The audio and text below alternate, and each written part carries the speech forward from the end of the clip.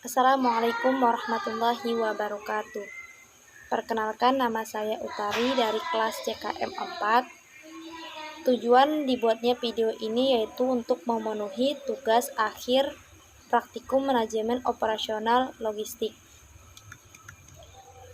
Langsung saja, di sini saya akan sedikit menjelaskan mengenai strategi lokasi pembangunan rumah sakit yang akan kami bangun, yaitu lokasi yang pertama yaitu berada di Kecamatan Martapura, Kabupaten Banjar, dan lokasi yang kedua yaitu berada di Kecamatan Kapuas Hulu, Kabupaten Kapuas. Dari hasil pemeringkatan faktor yaitu dari bobot antara lokasi A dan B, itu dapat kita ketahui bahwa nilai pada lokasi A itu lebih besar dibanding lokasi B, karena lokasi A itu lebih kedekatan dengan prasarana umum seperti pasar dan lain-lain, itu lebih terjangkau. Adapun gambaran lokasi secara umum yaitu berlokasi di Jalan Bringzen Haji Hasan Basri nomor 1 Martapura dengan luas lahan 87.675 km persegi, dengan bersebelah utara yaitu berbatasan dengan Kelurahan Pekapuran Raya, sebelah timur berbatasan dengan Kelurahan Perumusan Baru, sebelah selatan yaitu berbatasan dengan Kelurahan Kebun Bangun, sebelah barat berbatasan dengan Kelurahan Sungai Baru. Letak lokasi yang dekat dengan pasar dan di samping jalan raya itu dapat menjadikan pembangunan rumah sakit ini sangatlah strategis. Yang selanjutnya yaitu tipe rumah sakit yang akan kami bangun. Nah, di sini tipe rumah sakit yang akan kami dirikan yaitu tipe atau kelas B. Untuk rumah sakit tipe kelas B ini itu setidaknya disediakan fasilitas dan kemampuan pelayan medik paling sedikit yaitu 4 spesialis dasar, 4 spesialis penunjang medik, 8 spesialis lainnya, dan 2 subspesialis dasar. Adapun visi dan misi rumah sakit yang akan kami dirikan yaitu visinya yang pertama yaitu terwujudnya pelayanan kesehatan yang terintegrasi dengan pendidikan. Adapun misinya yaitu yang pertama menyelenggarakan pelayanan kesehatan yang bermutu dan berorientasi pada kepuasan pelanggan. Kedua, menyelenggarakan pembangunan pusat rujukan pelayanan kesehatan dengan unggulan. Yang ketiga yaitu menyelenggarakan pendidikan untuk tenaga dokter dan kesehatan lainnya. Yang keempat yaitu menyelenggarakan tata kelola organisasi dan efisien dan efektif. Langsung saja yang selanjutnya yaitu pelayanan yang akan disediakan di rumah sakit tipe B ini yaitu meliputi yang pertama pelayanan medik. Pelayanan medik ini meliputi pelayanan gawat darurat harus diselenggarakan selama 24 jam sehari secara terus-menerus. Dan yang kedua yaitu pelayanan medik spesialis dasar meliputi pelayanan penyakit dalam, kesehatan anak, bedah dan obstetri dan ginekologi. Yang selanjutnya itu pelayanan medik spesialis penunjang yaitu meliputi pelayanan anestesiologi, radiologi, patologi klinik, patologi anatomi, dan rehabilitasi medik.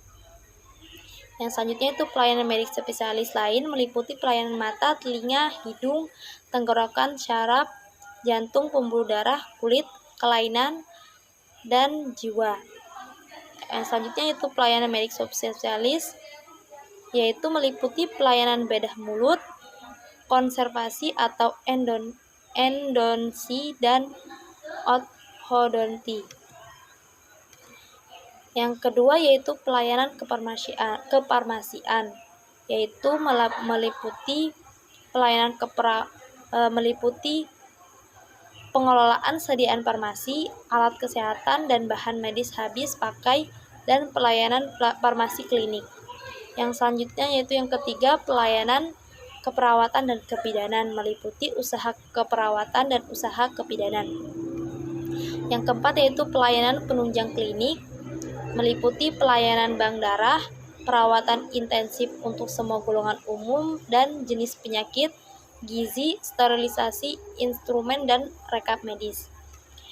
Yang selanjutnya yaitu pelayanan penunjang non-klinik, yaitu meliputi pelayanan laundry, linen, jasa bogo atau dapur, teknik dan pemeliharaan fasilitas, pengelolaan limbah, gedung, gudang, ambulan, sistem informasi dan komunikasi, pemulasaran jenazah, sistem penanggulangan kebakaran, pengelolaan gas medik, dan pengelolaan air bersih. Yang terakhir yaitu pelayanan rawat inap. Adapun SDM yang akan kami libatkan, yang pertama yaitu kami melibatkan tenaga medis, yaitu ada dokter umum untuk pelayanan medik dasar, dokter gigi untuk pelayanan medik gigi, dokter spesialis untuk setiap jenis pelayanan medik spesialis dasar, dokter spesialis untuk setiap jenis pelayanan medik spesialis penunjang, dokter spesialis untuk setiap jenis pelayanan medik spesialis lain, dokter subspesialis untuk setiap jenis pelayanan medik subspesialis, dokter gigi spesialis untuk setiap jenis pelayanan medik spesialis gigi dan mulut. Yang kedua yaitu tenaga kefarmasian, yaitu meliputi apoteker sebagai kepala instalasi farmasi rumah sakit, apoteker yang bertugas di rawat jalan atau rawat inap, apoteker di instalasi gawat darurat, apoteker di ruang ICU, apoteker sebagai koordinator penerimaan dan distribusi yang dapat merangkap melakukan pelayanan farmasi di klinik, di rawat inap atau rawat jalan. Yang ketiga yaitu tenaga keperawatan. Yang selanjutnya yaitu ketenagaan kesehatan lainnya. Dan yang kelima yaitu tenaga non kesehatan. Adapun di sini konsumen yang yaitu di sini di daerah Kabupaten Martapura, Banjarmasin ini rata-rata berpenghasilan tinggi. Hal ini memungkinkan kemampuan ekonomi masyarakat yang dapat menjangkau biaya administrasi keuangan yang sudah kami tentukan. Yang selanjutnya yaitu fasilitas yang akan kami sediakan.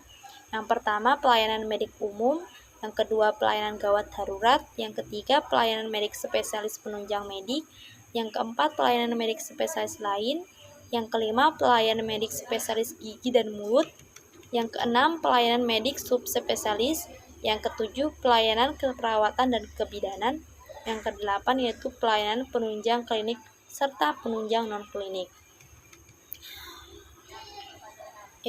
Selanjutnya yaitu konsep dalam pelayanan ini. Di sini kami konsep pelayanan kesehatan yang akan disediakan yaitu memberikan pelayanan kesehatan kepada masyarakat dengan menyediakan pelayanan rawat inap, rawat jalan, dan rawat darurat.